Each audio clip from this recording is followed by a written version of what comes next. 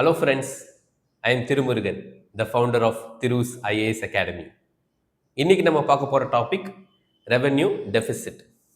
So every year when you see news paper நமக்கு வந்து rainfall வந்து இந்த வருஷம் கம்மியாக இருக்குது இல்லை அதிகமாக இருக்குது அப்படின்னு நம்ம சொல்லுவாங்க. ஏன்னா நமக்கே தெரியும் இந்தியா வந்து ரெய்னி சீசன் இருக்கிற கண்ட்ரி இல்லை. We are a monsoon depend country. ரெண்டு மான்சூன் இருக்கு. ஒன்று சவுத் வெஸ்ட் மான்சூன், இன்னொன்று நார்த் ஈஸ்ட் மான்சூன். போதுமான அளவுக்கு மழை இல்லை அப்படின்னு நம்ம சொல்லும் போது என்னன்னு கேட்டீங்கன்னா it's a rainfall deficit. There is a deficit in rainfall. டெபிசிட்னா பற்றாக்குறை. ஸோ போதுமான அளவு நியூட்ரியன்ஸ் இல்லைன்னா ஊட்டச்சத்து குறைபாடு, ஸ்டண்டிங், மால் நியூட்ரிஷன் அப்படின்னு கூட நம்ம சொல்லுவோம். இன்னைக்கு நாம பார்க்க போறது அரசாங்கத்துக்கு வரக்கூடிய வருமானத்துல என்ன பற்றாக்குறை இருக்கு அப்படிங்கிறத பார்க்க போறோம். So the formula is revenue expenditure minus revenue receipts. So expenditure na varavu, expenditure na selavu, receipts na varavu.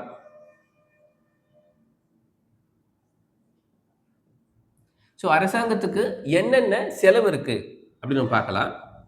So what are all the expenditure they are doing?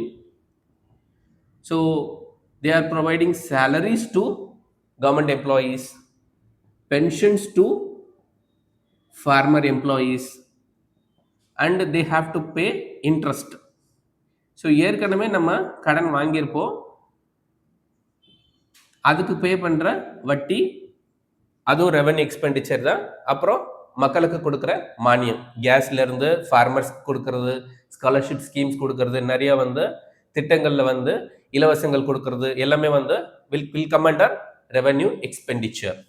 அதாவது கவர்மெண்டோட டே டு டே எக்ஸ்பென்சஸ், அன்றாட அரசாங்கத்தை நடத்தக்கூடிய செலவுகள் எல்லாமே பார்த்தீங்கன்னா revenue எக்ஸ்பெண்டிச்சர்ல வந்துடும். So what is revenue receipts? ரெசிப்ட்ஸ்னா வரவு. நமக்கு என்னென்ன வரவு இருக்கு அப்படின்னு பார்த்தீங்கன்னா டிவிடெண்ட்ஸ். அரசாங்கம் ஏதாவது கம்பெனிலோ இல்லை பப்ளிக் செக்டார் கம்பெனிஸ்லயோ வச்சிருக்கிற ஷேர்ஸ்க்கு கிடைக்கிற ப்ராஃபிட் நம்ம என்ன சொல்லுவோம்னா டிவிடெண்ட் அப்படின்னு சொல்லுவோம். ஸோ நெக்ஸ்ட் நம்ம கட்டுற fees, college fees, exam fees, license fees. So what all the various fees will come under receipt.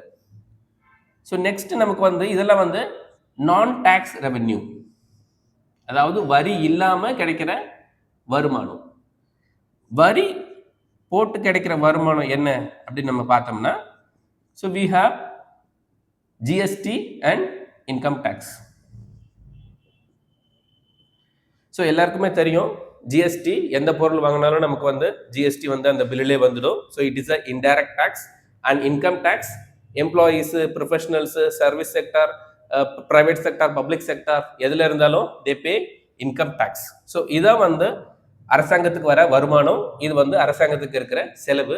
இப்போ என்ன பிரச்சனை அப்படின்னு கேட்டீங்கன்னா எக்ஸ்பெண்டிச்சர் இஸ் மோர், அதாவது செலவு அதிகமா இருக்கு, வரவு கம்மியா இருக்கு. So what we have to do is we have to go for borrow. கடன் வாங்குறது, லோன் வாங்குறது இதெல்லாம் பண்ணணும். ஏன் இதெல்லாம் இருக்கு?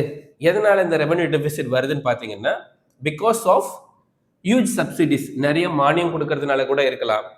இல்லைன்னா ஒருவேளை வந்து பப்ளிக் செக்டார் என்டர்பிரைசஸ், அரசு பொதுத்துறை நிறுவனங்கள், அது வந்து போதுமான அளவு லாபகரமா செயல்படலைன்னா கூட நமக்கு வந்து வருமானம் போதுமான அளவுக்கு வராம இருக்கும். அப்புறம் tax collection. So tax collection ரொம்ப கம்மியா இருந்தா, இல்லை டாக்ஸ் நிறைய பேர் வந்து கட்டாம டாக்ஸ் எவேட் பண்ணா, அப்போ நமக்கு வந்து டாக்ஸ் ரெவன்யூ கம்மியா இருக்கும். ஸோ வருமானத்தை அதிகமாக நம்ம பெருக்கணும். எப்படின்னு கேட்டீங்கன்னா பப்ளிக் செக்டர் என்டர்பிரைசஸை திறமையா லாபகரமா எப்படி நடத்துறது அப்படிங்கறத நம்ம பார்க்கணும். அடுத்தது நிறைய பேரை என்ன எப்படி டாக்ஸ்க்குள்ள கொண்டு வர்றது, நிறைய பேர்கிட்ட டாக்ஸ் எப்படி வாங்குறது அப்படிங்கறது நம்ம பார்க்கணும். ஸோ வருமானத்தை நம்ம பெருக்கணும்னா we will have a surplus budget instead of revenue deficit. So thank you friends. இந்த வீடியோவில் நம்ம வந்து ரெவென்யூ டெபிசிட்டை பார்த்தோம். இந்த வீடியோ உங்களுக்கு பிடிச்சிருந்ததுன்னா you like this, share this and subscribe to our channel if you are new to this. Okay, thank you friends.